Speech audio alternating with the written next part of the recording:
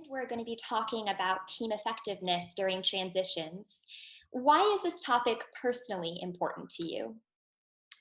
Well, I believe strongly in teams. I think teams have the incredible potential to take on complex problems. In fact, I think the most pressing problems facing our organizations, our communities, our society are the ones that need to be addressed through collaboration, through working across differences, through collaboration. So, thinking about how we can make our teams more effective is of great interest and passion to me. Wonderful. And given the current circumstances, why is this topic especially important for all of us right now? Well, I think that in general, team effectiveness is a really difficult thing to achieve. If you think of a team that you're on and you consider the team members on that team, and you think of the diversity of insight, of experience, of expertise, and you think about if your team were to fully take advantage of all of the resources and assets that your team has, what it would be able to accomplish, and you compare that to the current reality, what your team is currently able to do. For many of us, there is a significant gap between the possibility, the potential, and the reality. And closing that team effectiveness gap is always important. But certainly now, when our teams and our organizations, our communities are facing unprecedented challenges, levels of uncertainty and ambiguity that are far above and beyond what many of us were prepared for, closing that team effectiveness gap is more important now than ever. That makes a lot of sense.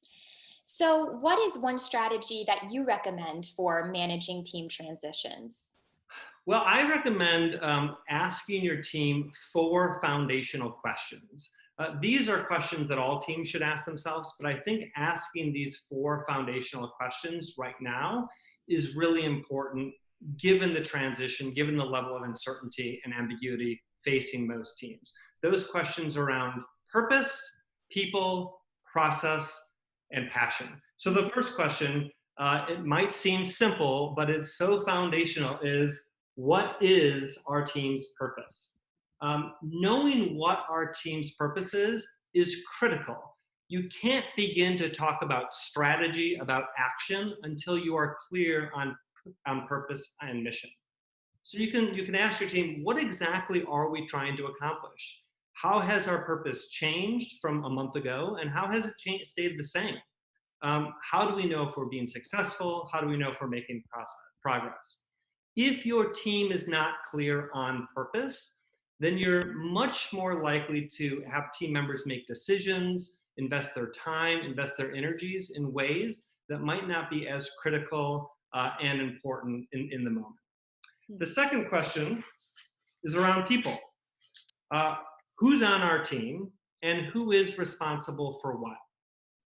Especially if a team's purpose has changed, the composition of our teams, as well as the distribution of roles and responsibilities, may need to change. Does the team membership match our team's purpose? Do we have the right people assigned to do the right responsibilities given what we're trying to do? Do we need to create sub-teams? Do we need to reallocate people's times, people's energy? And what are the new critical responsibilities that might need to be assigned? I've seen several examples over the last few weeks of some schools kind of maintaining their current structure, maintaining their current roles and responsibilities, and are having a lot of difficulty responding to the current challenges. I've also seen other schools who have been and organizations that have been remarkably flexible with perhaps postponing or pausing some teams, creating space to build new teams, and reassigning roles and responsibilities based on the purpose. One example actually comes from one of my alma maters, the University of Illinois, with an engineering team who basically dropped everything that they were doing and changed their purpose to build a new ventilator. And within a week, they built a low-cost, easy-to-build ventilator, a prototype. Now that was only the result of having a conversation about how has our purpose changed given the moment, and how are we going to reallocate our time, our energies, our roles, our responsibilities to pursue Mhm. that purpose. Mhm. The third question is process. How does our team work together? Even teams who were explicit and clear with their team process might now be facing a new set of challenges. Many teams that once worked in person are now being tasked with collaborating and working remotely. You might need to answer just fundamental questions like, how do we communicate with each other? How do we track our progress? How do we check in? What technologies are we using? As we saw at the beginning of this webinar, there are complications with technologies and security and how we share information. How do we make sure that we're utilizing the right tools given our roles and responsibilities, given our purpose? How do Right. we make decisions? When do I call someone versus text versus email versus figure things out on my own? All of Mhm. those are process questions that need to be clarified and Mhm. might change based on the circumstances. The third question, the fourth and final question is passion. Um, how can we cultivate a productive team culture? Even when teams are clear on their purpose, when they're clear on their people, when they're clear on their process, teams whose members struggle to maintain a sense of identity, a sense of belonging, may fail to fully realize their potential as a team. How do we continue to learn about and know and care for one another? What new rituals and traditions might we adopt as a team? I know several teams are taking on some new identities and maybe new team names, anthems, slogans, mottos, traditions. They're being intentional about how they're building and maintaining their culture. So those are the four questions around purpose, people, process, and passion. Always important questions for a team to talk about, but under these circumstances, I think during these transitions, it's even more important now than ever. Yeah, absolutely. Can you walk us through, give us an example of how you've used these questions and this framework, maybe in your own life or with your own teams? Yeah, absolutely. I'm in several teams here at the University of Pennsylvania. I also work with several teams in schools and organizations across the country, and we've had many of these conversations. We had a defined purpose. We had a set strategic direction. We had a set of activities. We had role divisions and responsibilities. But we had to hit pause and say, given what we're now experiencing, what will stay the same about what we're doing and what will need to change, Mhm. and raising those conversations can be difficult conversations because inevitably it's going to require teams to let go of some of the things that they were doing to Mhm. make space and room and focus for things that they now need to be doing. So holding a space with your team to have those conversations, Mhm. to talk about purpose, to talk about these fundamental questions about roles and responsibilities, about process, is really. Mhm. So you mentioned that creating the space and being intentional can be is one next step for us, but also can be challenging. What are some other challenges of using this framework with a team? I think whenever you talk about some of these fundamental questions, these Mhm. questions are sometimes easiest to ask at the onset of teams. Yeah. Um, After a while, after a team has been together a while, a lot of these questions about roles, about process, around purpose, around passion become implicit. And so Mhm. to re-raise these questions, to acknowledge the fact that we might not have a clear purpose, or to acknowledge the fact that we might not know how our role fits in with the broader purpose or how we work together, might require some vulnerability, and it requires some trust. It requires a great deal of candor for teams to have these conversations. If that is not already in place, teams are going to have a difficult time having these conversations. That's one of the kind of the great paradoxes of a team. In order for a team to develop and improve itself, it already needs to have some foundational elements: trust, candor, the ability to speak to diverse perspectives, the ability to air grievances or manage conflict. If those things aren't in place, it's very difficult to have these conversations. Yeah, that makes sense. So it's important, especially important when you're having this conversation, to build on the strengths and the relationships that already exist in your team, and then make those even stronger moving forward. Yeah, that's right. And I think some teams are finding this transition actually as an opportunity to revisit some of those things and to reground themselves in their purpose, to take a closer look at how they're allocating their people and their resources, the time and what they're focusing on. And I think a lot of teams are struggling to do that. I think some teams are going to come out of this crisis stronger and more effective. Sometimes, there's a phrase in the running community. I'm sure it transcends the running community, but it's we don't rise to the expectation. We fall back to our preparation. So I think that we can't bet on luck. We can't bet on happenstance to make sure our teams are effective. We have to do intentional things to set teams up for the greatest chance of success possible. That makes sense. So, Zachary, for those of us who are ready to start using this framework with our teams, what are some next steps that we can take? I have three ideas, three things that you can do right now with your team. The first thing is just a simple exercise. The next time your team is together, ask everyone individually to write on a piece of paper, or in many cases now, type on their screen, individually though, so not visible to other people, the answer to the question, what is this team trying to do? And what is my role in making that happen? Just answer that question. Take 2 minutes to answer that question. Then have every member share the responses. Undoubtedly, this exercise is going to surface differences in understanding about what the team is trying to do and who's responsible for what.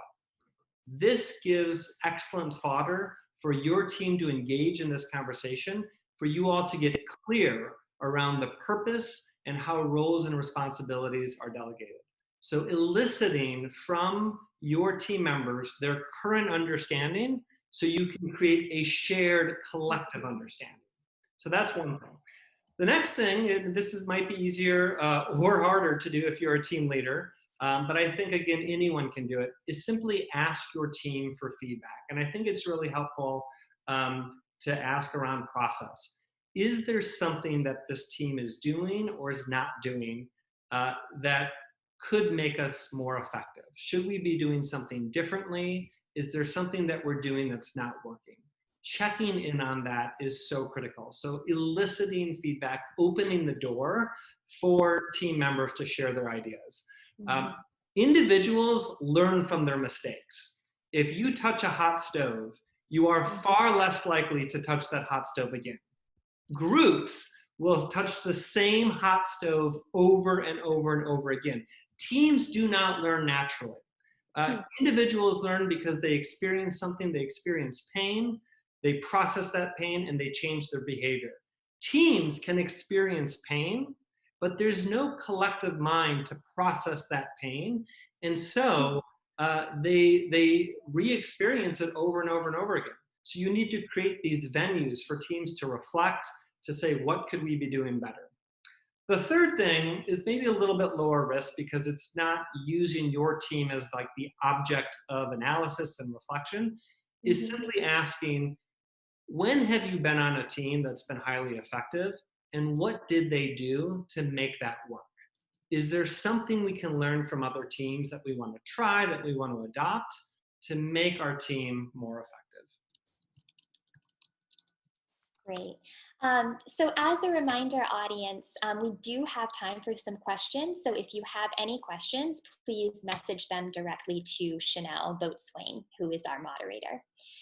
So, Zachary, thank you so much for sharing these ideas and these suggestions. We do have about 10 minutes remaining, so now we're going to open up the floor to questions from our audience.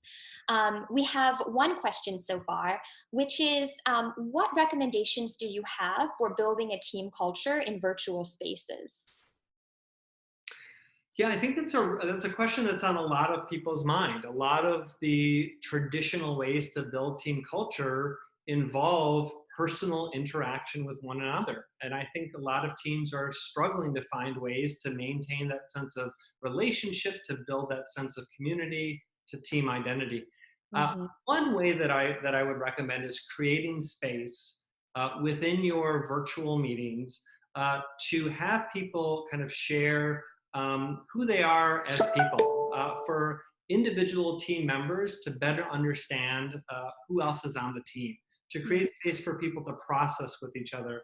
How are they experiencing things, not just as a member of the team, but just more broadly. As Right. soon as team members see each other as humans, as individuals, um, whenever we have opportunities to express and experience vulnerability as a team, our bonds can form more tightly, which can actually allow us to do more important critical work. So some of this team culture stuff isn't just because it's nice to be a part of a team that you feel like you belong, but when you feel like you're at a team where you belong, you're more likely to raise concerns. You're more likely to engage in constructive conflict. You're more likely to Mhm. make contributions that are helpful for your team. So it's a critical aspect of team effectiveness. And ignoring that team culture aspect is only to a team's peril. And I liked what you said about perhaps creating new rituals and new routines. You mentioned team anthems, and as we know, singing is good for the soul and cathartic as well. So hopefully, we can do a little personal and professional caretaking at the same time. Absolutely. I've seen teams come up with new anthems, new songs, new slogans that kind of represent where that team is at that moment, creating that shared identity, that cohesiveness. That's really important for a team. Zachary, we have another question from Sarah Mirkey. What is your advice for creating a new team or starting a new venture in a new virtual work environment? Yeah, I think that a lot of what we know about teams kind of acknowledges that when you have an opportunity to first interact in person, to Mhm. build a foundation of relationships of trust, you're going Right. to be more successful transitioning to a virtual space. When you have to start out in a virtual space, it's more challenging because you don't have that foundation to build off of.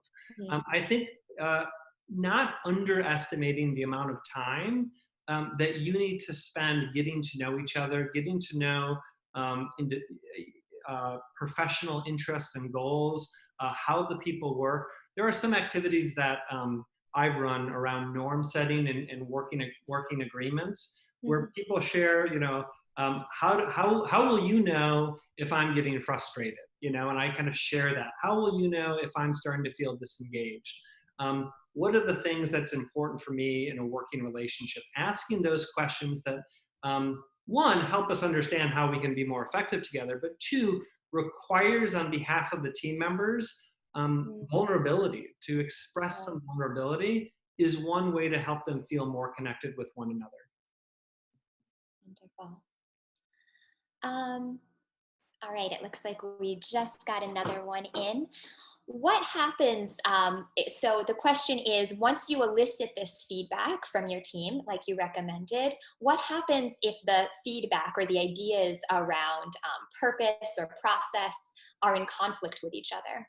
Yeah, and I think that's a very real likelihood. I think when teams are operating in an ambiguous, uncertain, complex environment, people are going to have different ideas about what should be done and how we should allocate our time.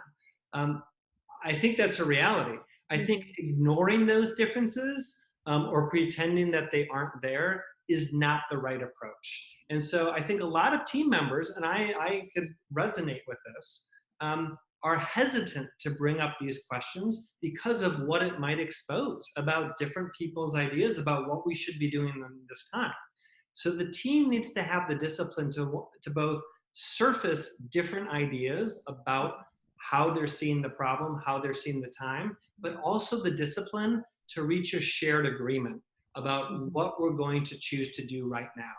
And all of these things, especially in context of uncertainty, um, are making bets. You don't know what the right pathway is, but unless you pick a pathway, you're not likely to make much progress. So teams need to be able to open things up, but then also focus. And in kind of brainstorming lingo, some people call this flare and focus. There's a moment to flare, to surface ideas, to surface different approaches about how to solve something, to generate lots of options about where this team should end. But it can't stop there. The team then needs to pick a strategy, be clear about what that strategy is, or pick multiple strategies depending on the situation, Mhm. um, in order to test it. And they need to return to, are we pursuing the right strategy? How do we know? What data are we gathering? And when do we know whether or not we need to pivot? Right.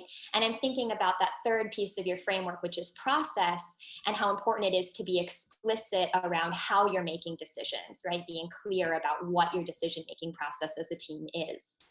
And I think every one of these things, purpose, people, process, and passion, you will first establish what I kind of consider your current best guess about what those things should be. You Mhm. might be right on some things, you will certainly be wrong on other things. What's important is that your team revisits those questions on a regular basis. This is an ongoing dialogue. And if you never revisit, you might be stuck on a particular track that might be taking you down a road that's not responsive to the challenges that your team, that your organization, that your community is facing. So continuing to have the team discipline to revisit these conversations, to understand where you need to maintain and where you need to change. We have a question from Nicole Furlong. What are some resources, i.e., books or podcasts, that we might consult to delve more deeply into the dynamics of teaming and team building?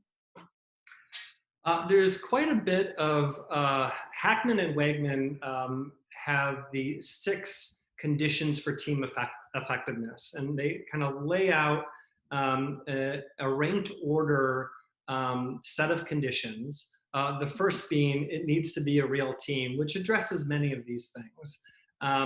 That you need to have a compelling purpose. You need to know who's on the team, who's not. You need to have a supportive structure.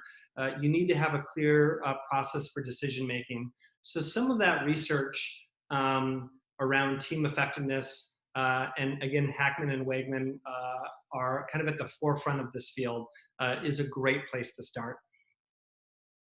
Wonderful. We'll just take one last question. This is from an anonymous participant. Can you share a specific example of a team slogan? Um, the ones that come to mind, and I don't know if this is the example if I had more time to talk about it, a lot of people have adopted just keep swimming.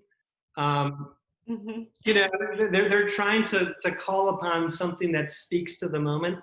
The reason why I might be a little bit hesitant about that is you do need to keep swimming, but just keep, you need to be looking where you're swimming. Uh, so you need to be swimming in an intentional direction. Um, but Just keep swimming yeah, intensely. just keep swimming intentionally. Phrases that resonate with where this team is at the moment is really the idea that they can kind of coalesce around. Who are we in this moment, and how do we capture that in a way that brings a sense of identity to the team. I love that. Well, Zachary, that is all the time we have. Thank you again so much for joining us. It's really been a pleasure talking and learning from you. Thank you, Taylor. And